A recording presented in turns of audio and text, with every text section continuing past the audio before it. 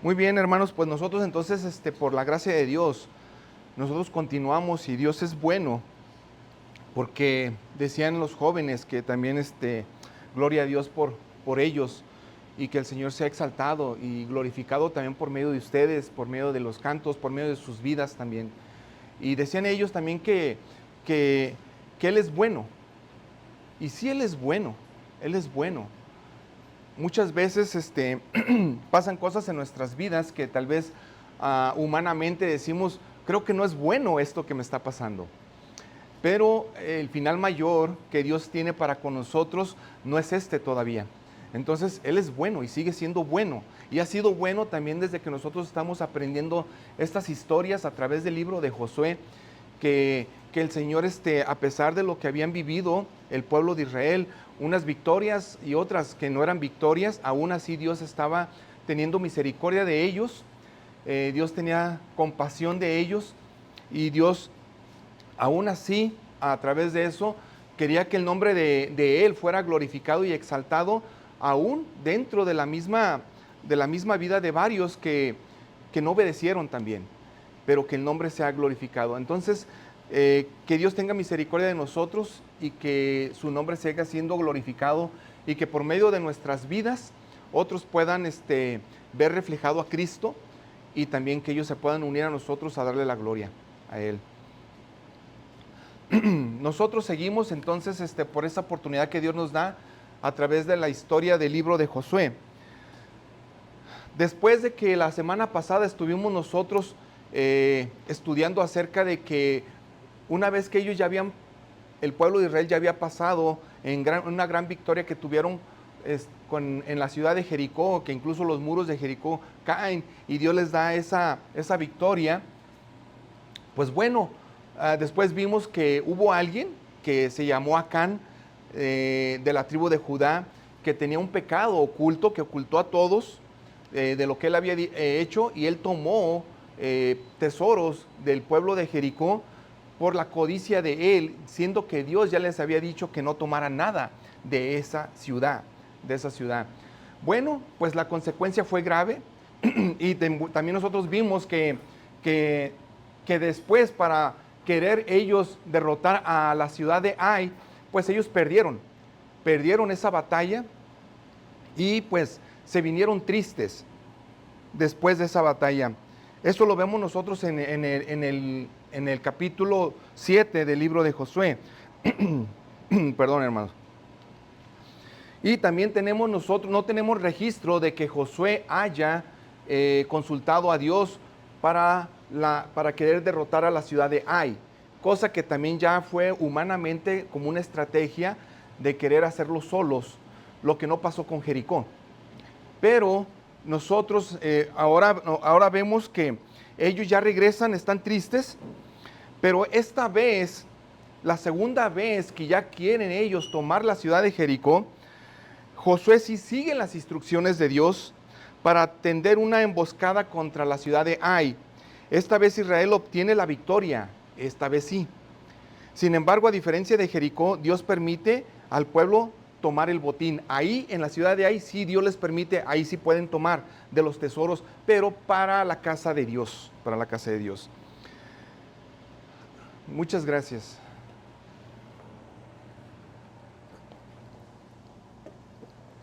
Bueno, quiero que busquen en sus Biblias, porque no sé, creo que aquí no van a poder ustedes leer. Y si alcanzan, bueno, qué bueno que alcancen a leer estas letritas chiquitas, pero si abren sus Biblias en el capítulo 7 de Josué, versículo 22 al 26, quiero que antes de que vayamos a nuestro texto del día de hoy, de nuestro tema, que es la victoria que Dios conduce a su pueblo siempre hacia su palabra, hacia la escritura. Vamos a recordar las consecuencias del pecado de Acán. Josué 7, versículo 22 al 26. Y dice la palabra de Dios así en Josué capítulo 7, versículo 22. Dice, Josué envió emisarios que fueron corriendo a la tienda y hallaron el manto escondido en su tienda con la plata debajo. Los sacaron de la tienda y los llevaron a Josué y a todos los israelitas y los pusieron delante del Señor, una vez que ya los habían ellos encontrado, esos tesoros escondidos que tenía Acán. Dice el versículo 24, entonces Josué y todo Israel con él tomaron a Acán, hijo de Zera, y la plata, el manto, la barra de oro, sus hijos, sus hijas, sus bueyes, sus asnos, sus ovejas, su tienda y todo lo que le pertenecía, y los llevaron al valle de Acor. Y Josué dijo, ¿por qué nos has turbado? El Señor te turbará hoy. Todo Israel los apedreó y los quemaron después de haberlos apedreado. Levantaron sobre él un gran montón de piedras que permanece hasta hoy. El Señor se volvió del furor de su ira. Por eso se llama aquel lugar en el valle de Acor hasta el día de hoy. Esto fue lo que le pasó a la familia de Acán. Entonces ellos murieron, aún así todavía incluso los quemaron todavía. Gracias a Dios que nosotros no estamos en esos tiempos. Gracias a Dios, porque de alguna manera a muchos de nosotros tal vez le fuera muy mal si fuera parte de este pueblo y con la ley, bajo la ley también. Esta victoria es seguida no por una celebración militar, ahora ya la victoria que ya viene sobre Ai, sino por un acto de obediencia espiritual.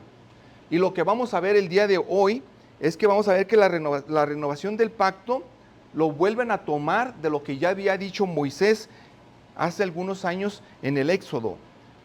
¿Qué fue lo que dijo Moisés antes de que pasaran a la tierra prometida, antes de que llegaran a Jericó? Josué ya les había mandado esto en Deuteronomio capítulo 27 del 1 al 8. Este es el mandato que les da Moisés. Y dice Deuteronomio, Moisés y los ancianos de Israel dieron orden al pueblo y dijeron, guarden todos los mandamientos que yo les ordeno hoy. Versículo 2 de Deuteronomio. El día que pasen el Jordán a la tierra que el Señor tu Dios te da, levantarás para ti piedras grandes, las blanquearás con cal y escribirás en ellas todas las palabras de esta ley. Cuando hayas pasado para entrar en la tierra que el Señor tu Dios te da, una tierra que emana leche y miel, tal como el Señor, el Dios de tus padres, te prometió, así cuando pases el Jordán, levantarás estas piedras en el monte Ebal, como yo te ordeno hoy, y las blanquearás con cal. Además, edificarás allí un altar al Señor tu Dios, un altar de piedras, pero no alzarás sobre ellas herramienta de hierro. Construirás el altar del Señor tu Dios de piedras enteras, y sobre él ofrecerás holocausto al Señor tu Dios. Y sacrificarás ofrendas de paz y comerás allí, y te alegrarás delante del Señor tu Dios. Escribirás claramente en las piedras todas las palabras de esta ley. Josué le manda esto al pueblo desde antes que vayan a entrar a la tierra prometida. Una vez que entraron a la tierra prometida, llegan a Jericó, pero después quieren humanamente querer hacer lo que ellos quieren, sin consultar a Dios, querer dominar a Ai, porque era un pueblo chiquito, ya habían derrotado un Jericó con unas murallas muy grandes y no pudieron con Ai. Después, la segunda vez, sí lo hacen, Dios les da la victoria, tanto les da la ciudad de Jericó y les da la ciudad de Ai. Pero allí, ya con Josué, ya viene esto que Moisés les había ordenado. Van a renovar ese pacto. Este contexto nos enseña que después de la corrección, la victoria y la restauración, debe venir una renovación espiritual centrada en la palabra de Dios. Es lo que nos enseña este pacto.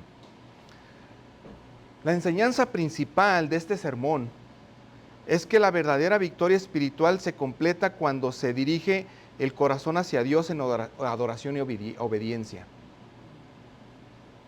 Esa victoria espiritual se completa cuando tú y yo dirigimos el corazón, cuando Dios nos da una victoria y dirigimos nuestro corazón hacia Dios en adoración y obediencia también. La obediencia a la palabra de Dios no es un término final, sino un inicio renovado para vivir bajo su pacto. Eso es lo que Dios nos manda. Ahora sí, vamos al texto que vamos a estudiar el día de hoy. Y abran sus Biblias en Josué capítulo 8. Josué capítulo 8, ahí adelantito donde ya habían abierto sus Biblias. Josué capítulo 8. del 30 al 35. Josué 8, 30 al 35.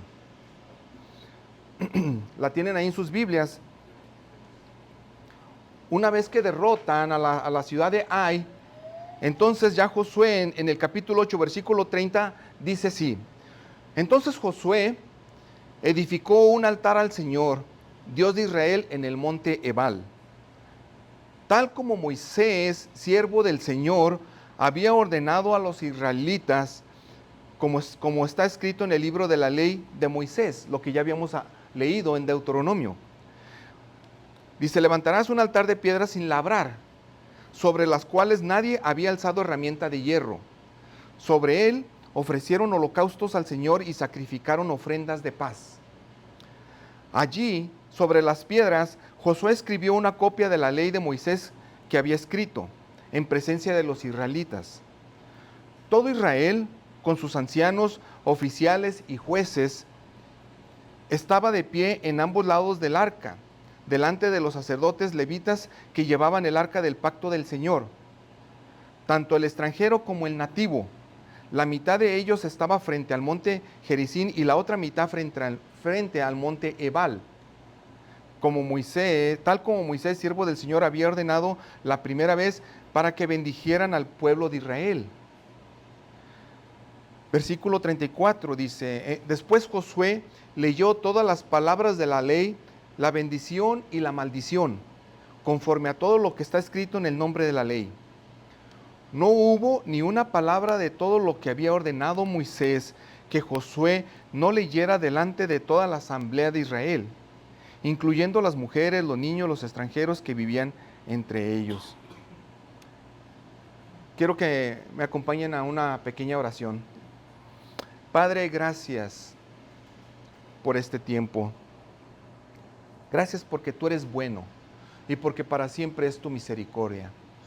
Señor, que nosotros podamos ver, Señor, el día de hoy y los demás días que tú nos permitas vivir, que en cada victoria que tú nos des, en cada batalla que nosotros podemos salir adelante y vencer, Señor, que tú nos ayudes y que nos permitas a que nosotros dirijamos nuestro corazón, no en soberbia, sino en adoración y obediencia a ti. Que después de que nosotros, Señor, podemos salir adelante, podamos darte la gloria a ti. Cosa, Señor, que algunas veces sucedió con el pueblo, con tu pueblo, allá hace muchos años en Israel. Señor, ayúdanos a poder nosotros dirigir nuestras vidas y nuestros corazones, nuestras mentes hacia tu palabra. Porque tu palabra, Señor, es la que nos va a hacer a nosotros sabios, en sabiduría. Incluso también en tu palabra es donde podemos encontrar, Señor, la salvación que tú nos tienes hacia nosotros por medio de tu Hijo Jesucristo, porque tú allí te revelas. Gracias. Ayúdanos, mi Dios. En el nombre de Jesús oramos. Amén. Amén. En este pasaje que nosotros estamos viendo hoy, observamos que después de una victoria, Josué no descansó en sus laureles, sino que se dirigió al monte Ebal para construir un altar, así como ya Moisés ya lo había ordenado, ya se los había dicho, tal como la ley decía en Deuteronomio. Esto enseña que después de cada éxito, cuando nosotros tengamos éxito, porque seguramente ustedes han tenido varios, han salido exitosos en muchas veces. Bueno, entonces nos dice que después de cada éxito es buscar a Dios. Y eso de buscar a Dios se convierte en una prioridad para tu vida, más que el mismo éxito logrado, más que lo posiblemente las comodidades que eso te pueda dar. Se convierte en una prioridad buscar a Dios, dirigir tu corazón en adoración y en obediencia. Para eso tienes que renovar el pacto sobre esa prioridad. Y hay que recordar lo que el pueblo de Dios tenía que recordar de Moisés, y esto nos lleva al punto número 1. ¿De qué trataba esta renovación? Bueno, es la renovación del altar. Tenían que hacer un altar, pero ¿qué es lo que tenían que hacer? Era adoración conforme a la palabra que ya estaba escrito, que ya Moisés ya lo había escrito, ya tenía la ley. Esa renovación tenían que volverla a hacer ellos, recordar lo que ya Moisés había dicho, vamos a recordarlo hoy. Y eso lo vemos en el versículo 30. En el versículo 30 de Josué 8, ahí en sus Biblias, dice: entonces Josué edificó un altar al Señor, Dios de Israel, en el monte Ebal. Entonces ahí inicia la renovación del pacto. Ahí inicia lo que ya se le había mandado. Cuando vemos nosotros la palabra que edificó un altar, implica una acción solemne establecida por Dios. Este verbo, que es banat, denota una construcción con propósito y obediencia. Ahí ya lo estaba haciendo intencionalmente. Él decía, este es el propósito, y porque tengo que obedecer, aunque no lo vemos que Josué dijo eso, pero vemos que sí obedeció. Dice, yo voy a hacer esto. Y es cuando nosotros tenemos que ser intencionales. Ir hacia la obediencia, intencionales. Ir hacia la palabra, intencional, renovar ese pacto. ¿Qué dice la Biblia? ¿Qué dice Dios de esto? Ya está escrito. Ya no tienes que estar escuchando tú cosas nuevas o revelaciones nuevas. Ya no. Ya las tenemos. Tenemos que recordar solamente lo que Dios ya dijo. ¿Y qué obedeció Josué? El versículo que sigue nos dice, el 31, tal como Moisés, siervo del Señor, había ordenado a los israelitas, como está escrito en el libro de la ley de Moisés, un altar de piedras sin labrar, sobre las cuales nadie había alzado herramienta de hierro. Sobre él ofrecieron holocaustos al Señor y sacrificaron ofrendas de paz. Sí hicieron ese tipo de tareas o de culto, de ofrecer sacrificios, ofrecieron y ofrendas, pero edificaron ese altar. Un altar donde nadie había hecho una labor de cincel o de herramienta o ponerle figura al altar. Cuando dice la Biblia piedras enteras o piedras sin labrar, indica piedras que no han sido trabajadas, como se manda en Éxodo. Ya había sido mandado esto. Simboliza que el culto no depende del arte humano, no depende de qué tan bonito te salga eso, sino de la pureza y soberanía ordenada por Dios. Es tu entrega, es tu pureza, es tu obediencia, es tu adoración, y es la soberanía de Dios. Dios es grande, Dios es poderoso, Dios es santo, Dios es misericordioso, Dios es soberano. De ahí depende tu adoración hacia Él, pero no de lo bonito que pueda salir un trabajo humano o labrado a mano. Recordemos lo de Éxodo, la ley de Moisés, en el capítulo 20, que ya vemos ahí los 10 mandamientos. En el versículo 25, si me haces un altar de piedra, no lo construirás de piedras labradas, porque si alzas tu cincel sobre él, lo vas a profanar. No pongas tu cincel sobre esas piedras, no le des figura a nada de esas piedras, figura ni humana, ni tampoco de animales, ni nada de la naturaleza. No le des figura a eso, porque lo vas a profanar. ¿Y qué quiere decir profanar? Bueno, pues yo encontré que profanar podría indicar estas dos cosas que son muy similares también, que es tratar algo sagrado sin el debido respeto, o hacer uso indigno de cosas respetables, que puede ser lo mismo. ¿Qué estás haciendo indigno tú de cosas respetables, de Dios mismo? ¿Cómo estás tratando tú las cosas sagradas? ¿Respetas lo que Dios está poniendo a tu alcance, o a Dios mismo como Él, como el ser sagrado, digno de adoración y de toda alabanza? ¿Cómo tratas tú al mismo Dios, o cómo hablas tú de Dios? Así como Josué se aseguró de seguir las instrucciones específicas del Señor, podrías pensar en usar tus victorias para edificar tu vida espiritual. Levanta un altar. Esa vida espiritual, pero para la adoración para Dios, en obediencia a Dios, asegurando que Cristo sea el centro de cada bendición. Asegúrate que Cristo es el centro. Porque así como en aquellos tiempos tenían la ley de Moisés, ya les había dicho, y Josué hace eso, pues nosotros ya tenemos también lo demás, que también el Mesías que estaba profetizado en el Antiguo Testamento, ya vino, ya llegó. Ya ahora nosotros tenemos al Mesías, ya vino, lo maltrataron, lo mataron, lo sepultaron, pero también resucitó. Ese es el Mesías, ese es el Cristo. Ahora que tu vida, en cada victoria que tú tengas, pues sea cristocéntrica y que adores y glorifiques a Cristo Jesús en tu vida.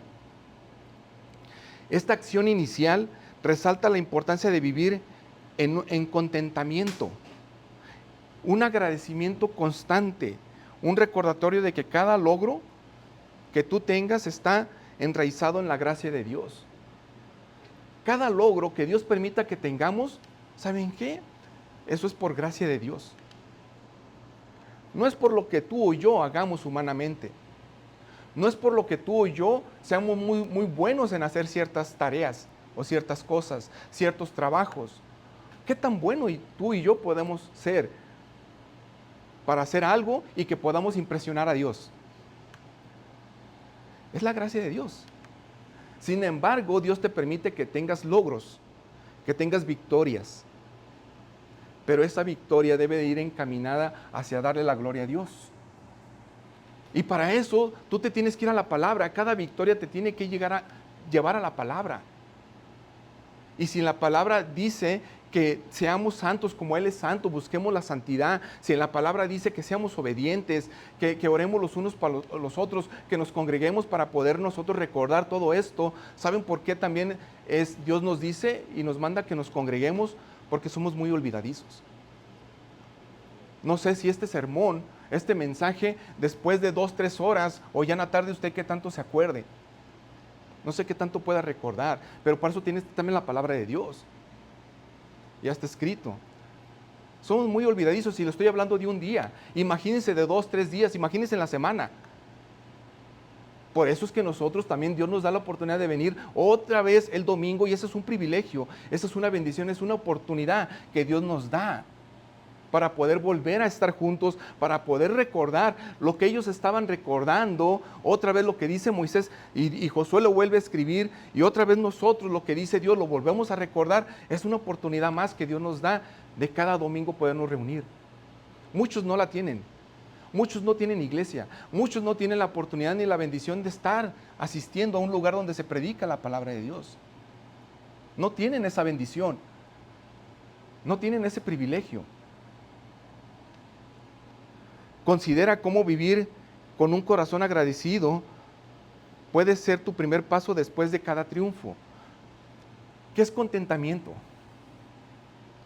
El apóstol Pablo nos habla acerca de lo que es el contentamiento. Él nos dice que él ha sabido vivir tanto en escasez como en abundancia, pero que Dios se ha glorificado. Lo vemos también en la historia de Job también. Dios da, Dios quitó, pero el nombre de Dios es glorificado y exaltado.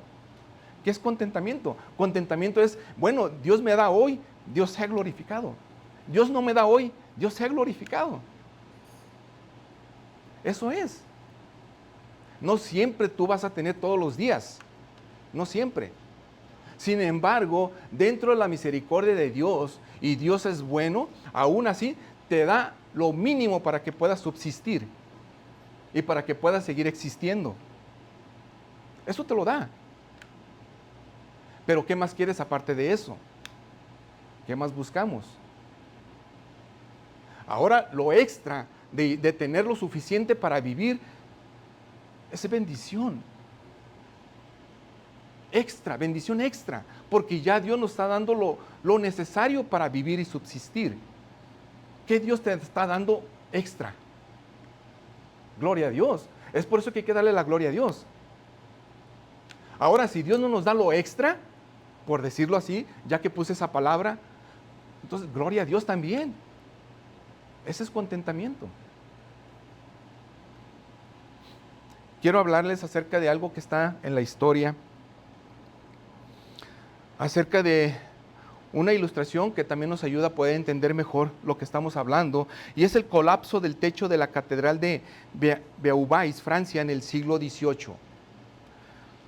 Durante el siglo XVIII, los arquitectos franceses estaban compitiendo para construir la catedral gótica más alta del mundo en ese entonces. La catedral de Beauvais fue diseñada para ser una maravilla arquitectónica, superando a todas las anteriores. En ese tiempo iba a ser la más esplendorosa en ese tiempo. En su ambición de estos constructores, alteraron los planos tradicionales, haciendo el coro, que le llaman así, o la nave principal, extremadamente alto, de 48 metros, sin tener en cuenta completamente los principios de estabilidad estructural de la época, en el siglo XVIII. El resultado fue que en 1284, no fue en el siglo XVIII, fue en el siglo XIII. En 1284, el coro colapsó principalmente. Más tarde, en el siglo XVI, cuando intentaron construir una torre aún más alta sobre ella, sobre ese mismo, también se desplomó.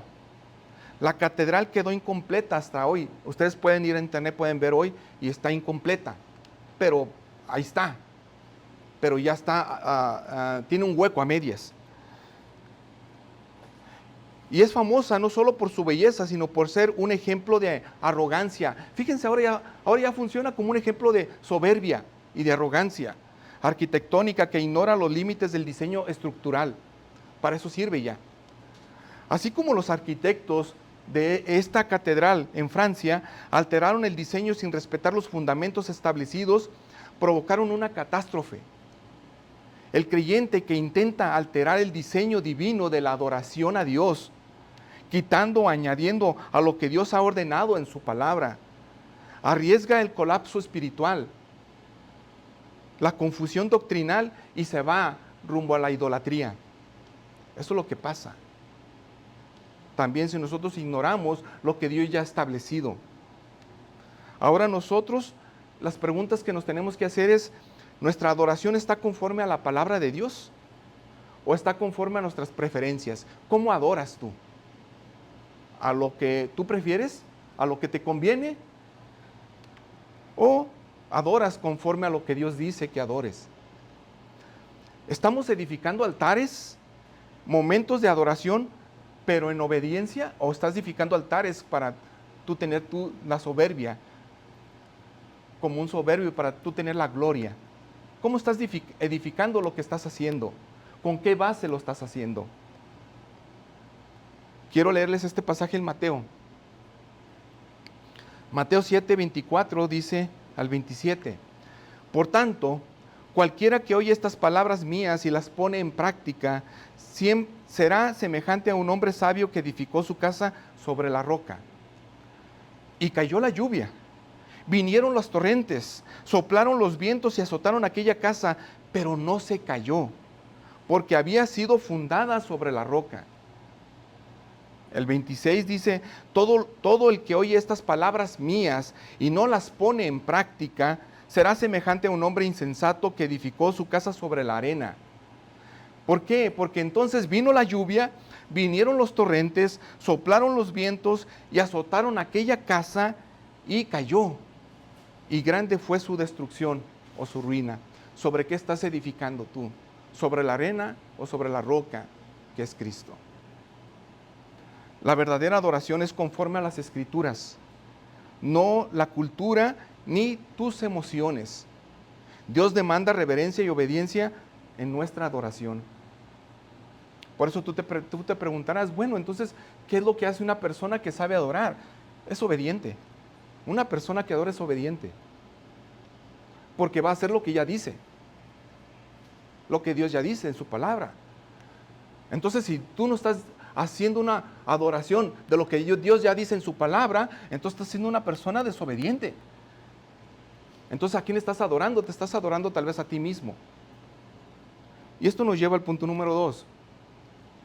La renovación de la palabra, esa renovación nos lleva a escribir ese pacto. Y es lo que vamos a escribir también nosotros en nuestros corazones también.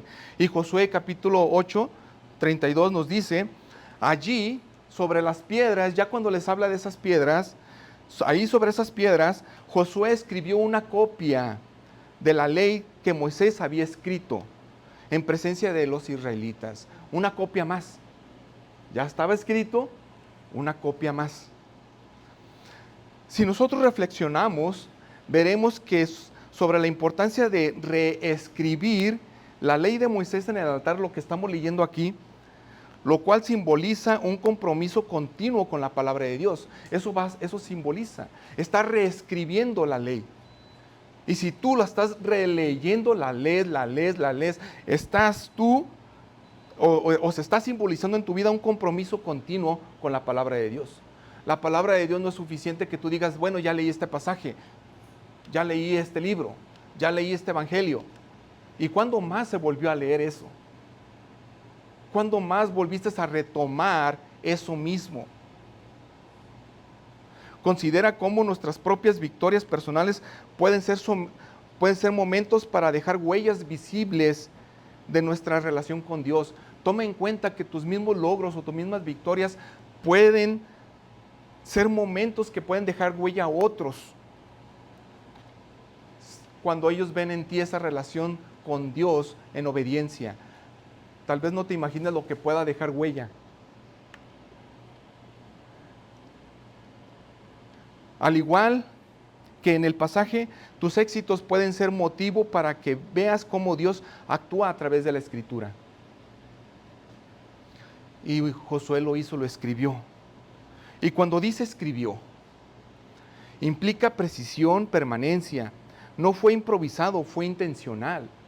Él hizo una copia, reescribió. Él no quiso agregar ni dejar fuera algo.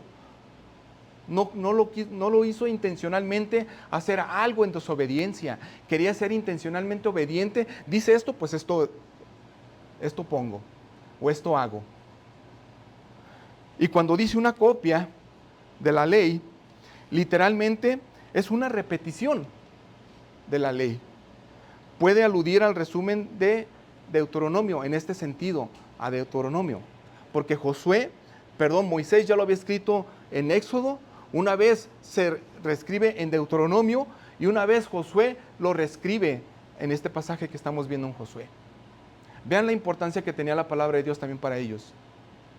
¿Qué tan importante es para nosotros la palabra de Dios? En el siglo XVI, en los tiempos de la Reforma, para eso ya habían pasado 1000 años en cual la iglesia no tenía la Biblia libre o pública para que la leyeran el pueblo, sino que nomás lo estaba leyendo lo que es ciertas personas adentro de la iglesia, lo que es el clero, o los sacerdotes, o los seminaristas de adentro, en ese entonces la iglesia católica romana, y no tenía la Biblia para ellos. Vienen los tiempos de la Reforma, se traduce también la Biblia, porque estaba en latín, aunque originalmente estaba en griego y en hebreo, pero la ponen en latín, una lengua que solamente los estudiosos de ese tiempo podían llegar a alcanzar a conocer esa lengua. Y bueno, la traducen al alemán, al inglés, para que el pueblo la empiece a leer. Una vez que el pueblo la empieza a leer y el primer libro impreso a través de la historia, porque antes eran manuscritos, eran copias a mano, pero el primer libro impreso fue la Biblia, en Inglaterra, con la impresora o la imprenta de Gutenberg. Bueno, ahí llega la Biblia. Entonces, una vez que tienen la Biblia, la atesoran. Imagínense no tenerla por años. Llegan y la atesoran. Ahora nosotros tenemos Biblia casi en todas partes. Usted nomás vea su celular y ahí va a encontrar la Biblia. Aplicaciones de Biblia en varias versiones.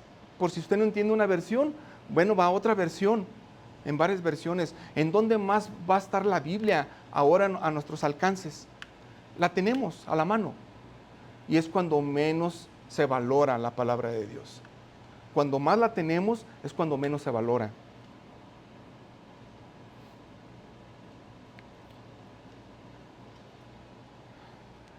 Esto que les voy a dar aquí, que es Deuteronomio, es lo que es la posible copia de la que yo les estaba hablando, que Josué estaba escribiendo, y dice: estas palabras que yo te mando hoy estarán sobre tu corazón. Las enseñarás diligentemente a tus hijos y hablarás de ellas cuando te sientes en tu casa, cuando andes por el camino, cuando te acuestes y cuando te levantes. Las atarás como una señal a tu mano y serán por insignias entre tus ojos. Las escribirás en los postes de tu casa y en tus puertas. Así vas a tener esta palabra, esta ley. En todas partes, en todas partes. Esta acción simboliza que la victoria no se sostiene sin el fundamento de la palabra de Dios. Tus logros personales y tus victorias no se sostienen si no hay un fundamento en la palabra de Dios. Porque van a ser humanas, van a ser tuyas. Tú quisiste hacerlo porque tú te querías llevar el crédito. Otra ilustración que quiero hablarles de ustedes, que también es de la historia, pero esta ya es más reciente y esto pasó aquí en Estados Unidos, es la firma de la Constitución de los Estados Unidos el 17 de septiembre de 1787. Después de la independencia de las 13 colonias aquí en Estados Unidos, necesitaban una estructura política sólida. Ok, ya fue la independencia. Ahora, ¿cuál es la estructura? Algo sólido necesitamos. La Convención Constitucional de Filadelfia redactó la Constitución para establecer la base del nuevo gobierno. Sin embargo, no fue suficiente solamente con redactarla o leerla. Para que tuviera una autoridad y validez, debía ser firmada públicamente por los delegados y luego ratificada por los estados. El momento culminante fue cuando los representantes, incluidos figuras como George Washington y Benjamin Franklin, estamparon su firma como señal de compromiso público y legal. Lo hicieron públicamente. Solo así el documento se convirtió en la ley suprema de la nación y todavía la tenemos, todavía está como ley suprema. Sin esa firma pública, la Constitución no tendría ninguna fuerza vinculante. De igual manera, la ley de Dios debía ser escrita y leída públicamente ante todo el pueblo, porque dice el versículo que leímos hace rato, el 32, que la leyeron y la escribieron delante del pueblo. La ley de Dios debe ser escrita y leída públicamente ante todo el pueblo. No bastaba con que Moisés la hubiera recibido. El pueblo debía reafirmar su compromiso con ella, reescribiéndola en piedras visibles y oyéndola juntos. Josué ya la tercera vez actuó como un notario público, como ahora conocemos nosotros, asegurando que cada israelita, hombre, mujer, niño, extranjero, fuera testigo y parte del compromiso con la palabra de Dios. Así actuó Josué. Y ahora nosotros seguimos siendo cartas también al público, dice el apóstol Pablo, cartas en blanco. ¿Por qué? Porque la gente te está viendo. ¿De qué manera tú estás mostrando que tu vida está fundamentada en la palabra de Dios con lo que tú estás haciendo, con lo que tú estás viviendo? ¿Estamos escribiendo la palabra de Dios en nuestros corazones o simplemente a veces la escuchamos superficialmente? Mira lo que dice el Salmo 119:11. En mi corazón he atesorado tu palabra para no pecar contra ti. ¿Qué lugar tiene la Escritura en tus decisiones después de una victoria o de una crisis? Porque vienen victorias, vienen crisis. ¿Qué lugar tiene la Escritura en tu vida?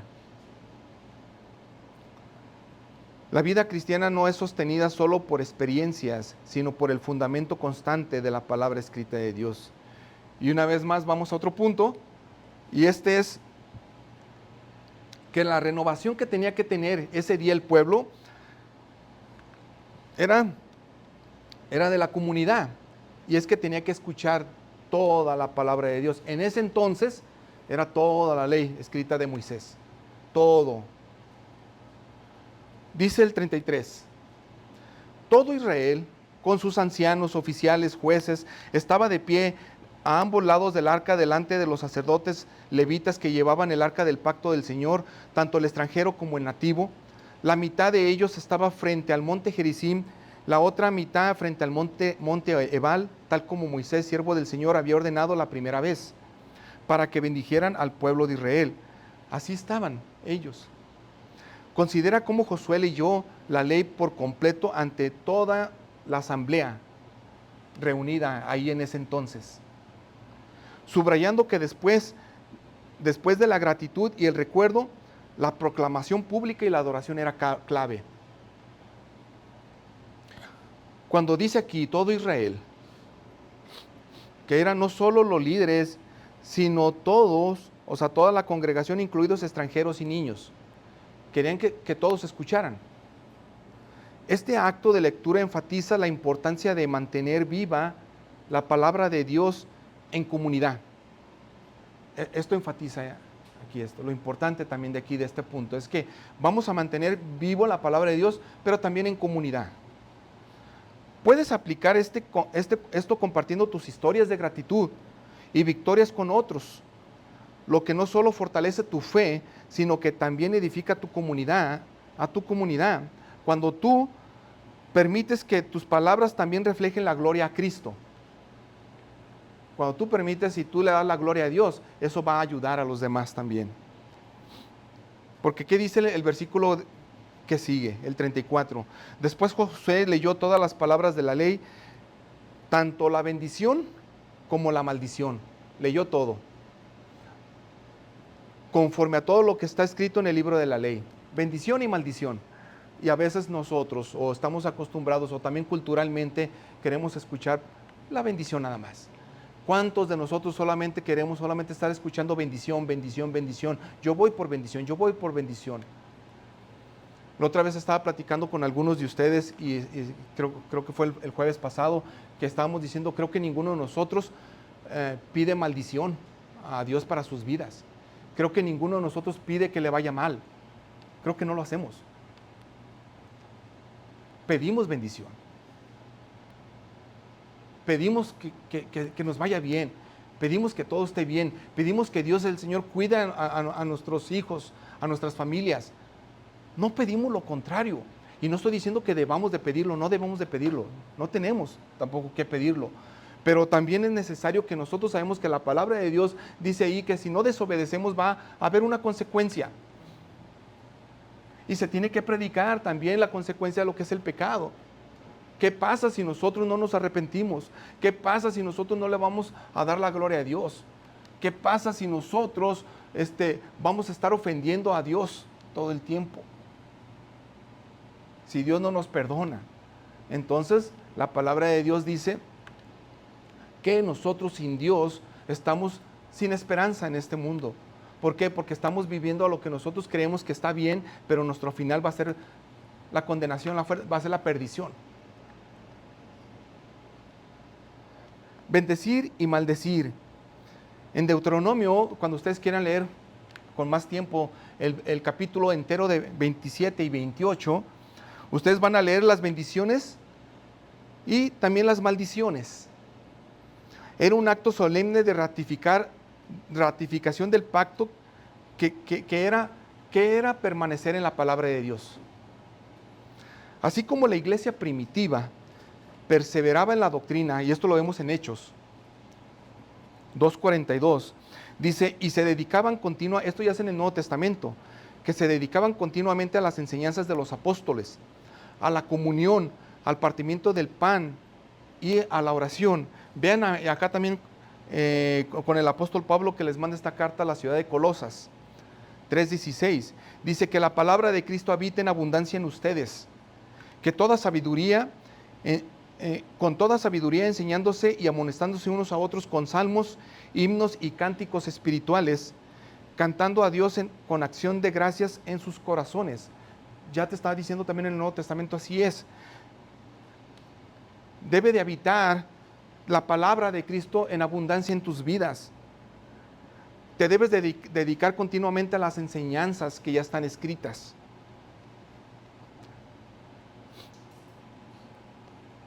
El versículo que sigue, el 35, dice que no hubo ni una palabra de todo lo que se había ordenado a Moisés que Josué no leyera delante de toda la asamblea de Israel, incluyendo las mujeres, los niños, los extranjeros y los que vivían entre ellos. Ni una palabra de todo lo que mandó Moisés, que no hubo ni una palabra que mandó Moisés que no se leyera, muestra la centralidad y suficiencia de la palabra. Esto es lo que nos da a nosotros a entender y nos muestra. Porque si dice aquí que ni una palabra de lo que Moisés había dicho anteriormente, ni una se dejó de leer, entonces nos muestra que la palabra de Dios es central, debe de ser central en nuestras vidas y suficiente. Eso es. No más, no menos. Suficiente. Ahí. Miren, en los tiempos de Jesucristo, cuando Él vino aquí y se encontró también a este grupo de los fariseos, esta secta de los fariseos, ellos, y esto ustedes lo van a leer también en los evangelios, se dice que ellos tenían un montón de mandamientos humanos que estaban apresionando al pueblo para que ellos debían de hacer. Ya tenían 10 mandamientos del Antiguo Testamento que en esos tiempos debían de cumplirlo. No, pues ellos agregaron como 600 más. Lavarse las manos antes de comer y un montón de cosas humanas. Muchas. Y dice, también cuando llega el Señor Jesucristo, dice que ellos le impusieron al pueblo tantos mandamientos que estos líderes ni siquiera son capaces de mover un solo dedo para cumplir esos mandamientos, sino que nomás los estaban imponiendo. Si nosotros ya tenemos 10 mandamientos, si nosotros ya tenemos la ley que está en el Antiguo Testamento y nadie la puede cumplir, ¿por qué quieres más todavía? ¿Por qué le buscas más de 10? Si no podemos con 10, no los cumplimos. Queremos escuchar algo nuevo nosotros para poder entonces, ahora sí voy a obedecer. No podemos con esos. Después de la victoria, Israel no se olvida de Dios, sino que regresa a su palabra. La adoración verdadera, la permanencia en la Escritura y la comunidad centrada en Dios son las marcas del pueblo que ha sido redimido y restaurado. Una vez, esta ilustración es de la historia, y esto pasó con Abraham Lincoln y la proclamación del Día de Acción de Gracias. No sé si ustedes saben esta historia. Ustedes sí conocen el Día de Acción de Gracias, que todavía lo festejamos. Bueno, muchos lo conocen como el Día del Turqui, no sé, el Día del Pavo. Es el Día de Acción de Gracias. Bueno, esta festividad la inauguró oficialmente Abraham Lincoln en 1863. En medio de una guerra civil en Estados Unidos, tras la victoria crucial de Gettysburg, el presidente Abraham Lincoln no celebró con arrogancia ni autoexaltación. No lo hizo como que él había sido el que había ganado. En cambio, proclamó un Día Nacional de Acción de Gracias, invitando a la nación a humillarse, a arrepentirse y reconocer la mano de Dios. Y él dijo esto: hemos sido los receptores de las más selectas bendiciones del cielo, pero hemos olvidado a Dios. Él dijo esto. Lincoln entendió como Josué que la victoria no es el final, sino el inicio de una oportunidad para renovar el pacto nacional con Dios.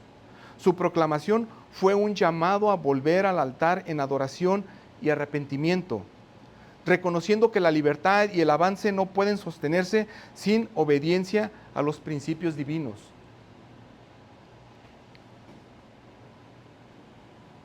Es necesario que, como lo que ha pasado con Josué, con Moisés, con algunos de la historia también del mundo, pues nosotros veamos que cada victoria que nosotros podamos tener, cada logro, no es como el final.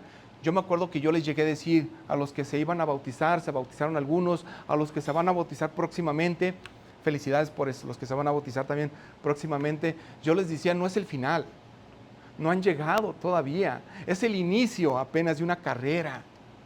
Están comenzando, podemos decir que están en pañales, estamos todavía allí al inicio. El bautismo era eso, ustedes van a ver el bautismo en la Biblia también era el gran inicio. Todavía venía una vida por delante que era seguir en obediencia y fe, en santidad, en amor, compartiendo los unos con los otros. Todavía venía toda una vida. No lo vean como una graduación, no nos hemos graduado. Yo les dije, allá es donde nos graduamos, en el cielo. Allá es. Aquí no. Ahora es, la pregunta que nos debemos de hacer es, ¿valoro y escucho toda la palabra de Dios o solamente aquella palabra que me agrada? ¿Estamos seleccionando ciertas partes de la palabra de Dios que me convienen? ¿Estoy participando en la vida comunitaria centrada en la Biblia, bíblicamente? En nuestras propias victorias personales o familiares o ministeriales o de negocios, necesitamos detenernos y asegurarnos de que la gloria no se quede en el campo de batalla, sino que nos lleva al altar. Esa gloria, por esa victoria, nos lleva al altar, a la palabra, nos lleva a una obediencia renovada. Y quiero terminar con lo que dijo este teólogo, pastor que todavía vive, de A. Carson. Dice, el propósito de lo que pasó en este evento, hablando del evento de Josué, la historia de Josué, fue que el pueblo en su conjunto comprendiese la absoluta seriedad con la que hay que tomar la palabra de Dios si realmente queremos gozar de su bendición y las terribles consecuencias que contrae la desobediencia, la cual da lugar a la maldición divina. Dios nos llama a vivir en comunidad bajo su palabra. Nos llama a vivir en comunidad. ¿Se fijan que no estamos nosotros criados o hechos para vivir solos, para vivir como ermitaños? No somos creados para eso. Somos creados para vivir en comunidad. Necesitamos a los demás. Y que cada generación debe escuchar la palabra de Dios, responder y obedecerla completamente y fielmente. Cada generación. Y que cada padre aquí presente sigamos nosotros diciéndole a nuestros hijos lo que es la palabra de Dios, la importancia de la palabra de Dios y la obediencia. Amén. Vamos a orar. Padre, gracias por este tiempo. Gracias porque, Señor, tú has sido tan misericordioso con nosotros de que tal vez siendo infieles muchas veces, no dando gloria a ti en varios logros que tuvimos, sino que tal vez nosotros estuvimos dando la honra y la gloria y el crédito a alguien más, menos a ti. Perdónanos, mi Dios. Perdónanos también porque tal vez ese logro que tuvimos alguna vez o esa victoria que alguna vez obtuvimos tampoco nos llevó o no nos fuimos intencionalmente a obedecerte a ti, a adorarte a ti o buscar en tu palabra qué era lo que decía. Perdónanos, mi Dios. Pero ayúdanos de aquí en adelante. Ahora, Señor, estamos aquí. Ya estamos en este día donde pasó lo que pasó, pero te pedimos perdón. Y ayúdanos a seguir adelante, pero ahora con una obediencia renovada, con una vida en la cual ahora queremos que seas tú el centro de nuestras vidas, de nuestra adoración y de nuestra obediencia. Y ayúdanos también a que nosotros podamos ser de influencia hacia otros, cuando nos vean a nosotros y que nosotros reflejamos a tu Hijo Jesucristo. Padre, en tus manos estamos. Gracias por este tiempo, gracias por esta congregación, porque tú nos permites reunirnos una vez más y te lo agradecemos, porque Señor, muchos no obtuvieron esa bendición o no la tienen. Y gracias porque sí nos podemos reunir, gracias porque podemos tener una comunidad. Gracias. Ahora que esto nos lleve a vivir en contentamiento y diciéndote a ti gracias por todo lo que tú nos has dado. Porque las cosas buenas vienen de ti. Todo lo que tenemos viene de ti. Aún, Señor, lo que nos falta, aún así, tú todavía lo permites para que nosotros aprendamos a vivir, como dice el apóstol Pablo, en escasez y en abundancia. Pero que tu nombre sea glorificado, sea lo que sea, pase lo que pase. Gracias. En el nombre de Jesús oramos. Amén. Amén.